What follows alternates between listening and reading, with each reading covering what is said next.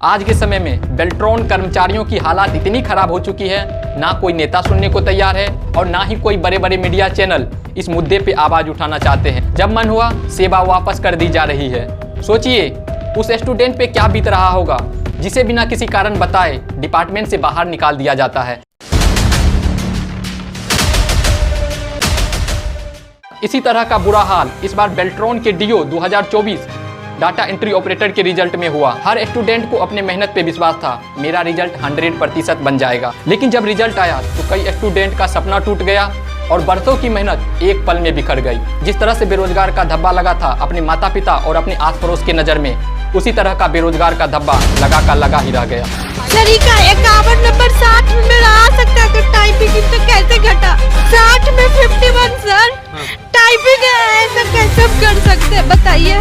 हिम्मत से पढ़ने के लिए कोशिश किए थे और रिजल्ट भी अच्छा आया, टाइपिंग में इतना धांधली किया सर। आइए इस वीडियो में जानते हैं कि किस तरह से बेल्ट्रॉन जैसी आउटसोर्सिंग कंपनी नया वैकेंसी निकालकर रिजल्ट में स्कैम करती है और अलग अलग विभागों में काम कर रहे कर्मचारियों के साथ अत्याचार करती है। ऐसा नहीं है कि बेल्ट्रॉन एक प्राइवेट कंपनी है। बेल्ट्रॉन आईटी विभाग इंफॉर्मेशन टेक्नोलॉजी डिपार्टमेंट के अंतर्गत काम करती है, जो बिहार के अलग अलग सरकारी विभागों में आउटसोर्सिंग के माध्यम से कर्मचारियों की नियुक्ति करती है। हाल ही में हुए बेल्ट्रॉन कर्मचारियों के साथ इस घटना को देख सकते हो, जिसमें विधानसभा सचिवालय में काम कर रहे 27 डाटा एंट्री ऑपरेटर की सेवा वापसी कर दी गई। तब कोई विभाग एक छोटा सा नोटिस निकालेगा और आपके हाथ में थमा के सेवा वापसी कर देगा और आपके जॉब को खतरे में डाल देगा, कहना मुश्किल है।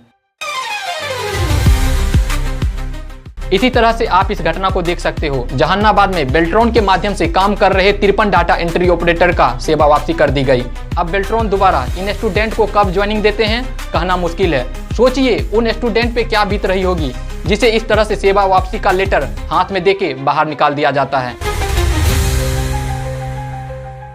इस नोटिस को देख सकते हो किस तरह से विभाग ने संजीवनी कुमारी नाम के कैंडिडेट को निकाल कर कहा, हमें महिलाओं कर्मियों के स्थान पे पुरुष कर्मियों की आवश्यकता है। अब इन विभागों को कौन समझाए? एक तरह से बेल्ट्रॉन का अत्याचार और दूसरी तरह से विभागों का अत्याचार। एक तो वेतन के नाम पे 17,200, वो भी कब देंगे, सही समय पे देंगे या नहीं देंगे, कहना मुश्किल है। इसी 17,200 में रहना, खाना, पीना और अपने परिवारों को देखना, कब परिवार में कौन सा मुश्किल आ जाए, कहना मुश्किल है। भगवान न करे किसी के साथ ऐसा हो। अगर आप शादीशुदा हो और अपने परिवार को लेकर रह रहे हो तो खर्चा और भी अधिक बढ़ जाता है। अगर रिश्वत लेते हुए पकड़े जाते हो तो आपको निकाल दिया जाएगा। सोचिए अगर किसी भूखे इंसान को अगर पूरा पेट भर के खाना दे दिया जाए तो क्या वो इस तरह से कर सकता है? इसी तरह से अगर बेल्ट्रॉन में सभी कर्मियों को अगर सही वेतन दे दिया जाए तो क्या वो घूस लेंगे? नहीं लेंगे ना। ऐसा नहीं है कि बेल्ट्रॉन कर्मियों ने इस मुद्दा पे कुछ नहीं किया। अलग अलग जिला से आके भूखे प्यासे गर्दनीबाग में महा आंदोलन किया, लेकिन अच्छा सरकार नहीं होने के कारण से इन लोगों का बिल्कुल नहीं सुना गया और इन लोगों का मांग को भी पूरा नहीं किया गया। यही सही समय है हम लोगों को एक अच्छी सरकार चुनने का, जो बेल्ट्रॉन जैसे मुद्दे पे आवाज उठा सके और हम लोगों का दर्द को समझ सके। मेरा मकसद यह नहीं है कि आप किसे वोट दे रहे हो, आप जिसे भी वोट दे रहे हो सोच समझ के वोट दीजिए, ताकि हम लोगों के साथ इस तरह का परिणाम दोबारा ना हो। और इसी तरह से इस बार बेल्ट्रॉन के डीओ डाटा एंट्री ऑपरेटर के रिजल्ट में स्कैम हुआ। यह बात आप लोगों को भी पता होगा कि बेल्ट्रॉन के डाटा एंट्री ऑपरेटर के रिजल्ट में कितना बड़ा स्कैम हुआ। एग्जाम तक तो ठीक था, सभी स्टूडेंट को लग रहा था कि जिस तरह से 2019 में रिजल्ट बनाया उसी तरह से बेल्ट्रॉन इस बार 2024 में भी रिजल्ट बनाएगा। लेकिन जब रिजल्ट आया तो उसमें भारी मात्रा में स्कैम हुआ और स्टूडेंट की बरसों की मेहनत एक पल में बिखर गया।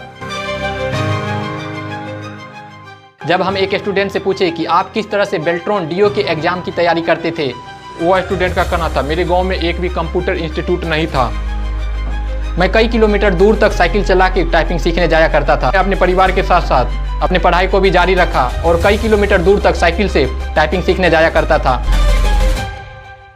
ताकि मेरा रिजल्ट बन सके। और जब रिजल्ट आया तो उसमें मुझे कुछ पॉइंट के लिए छांट दिया गया। उसको देख के हमें खुद रोना आ गया था, क्योंकि मेरा परिवार का स्थिति ठीक नहीं था।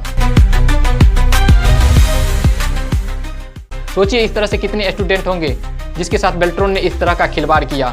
रिजल्ट से पहले सबको अपनी मेहनत पे विश्वास था कि मेरा रिजल्ट बन जाएगा, लेकिन जब रिजल्ट आया तो मानो झटका ही लग गया।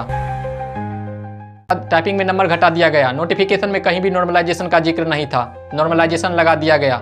इंग्लिश वाले एक भी छात्र को नहीं लिया गया। सोचो कितना मेहनत से इंग्लिश टाइपिंग चुन के फॉर्म भरा होगा और बरसों से तैयारी किया होगा, तब जाके वो एग्ज़ाम पास किया और एग्ज़ाम पास करने के बाद एक भी इंग्लिश वाले छात्र को नहीं लिया। इस तरह के रिजल्ट में कई घोटाला किया इस बार बेल्ट्रॉन। और जब रिजल्ट में स्कैम हुआ तो ऐसा नहीं है कि हम लोग शांत बैठे रहे।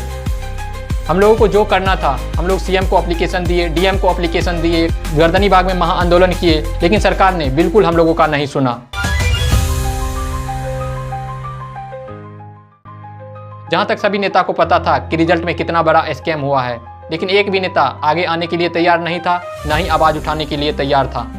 यह वीडियो आप लोगों को कैसा लगा हमें पता नहीं, लेकिन हमने कोशिश किया आप लोगों को बेल्ट्रॉन में हो रहे अत्याचारों के बारे में बता सकूं। अगर वीडियो अच्छा लगा तो अपने दोस्तों के साथ भी शेयर कर सकते हो और ग्रुप में भी शेयर कर सकते हो, ताकि बेल्ट्रॉन का अत्याचार सभी को पता चल सके। और चैनल पर नए हो तो चैनल को सब्सक्राइब भी कर सकते हो। तो मिलते हैं किसी दूसरे वीडियो में, तब तक के लिए इस वीडियो में बाय।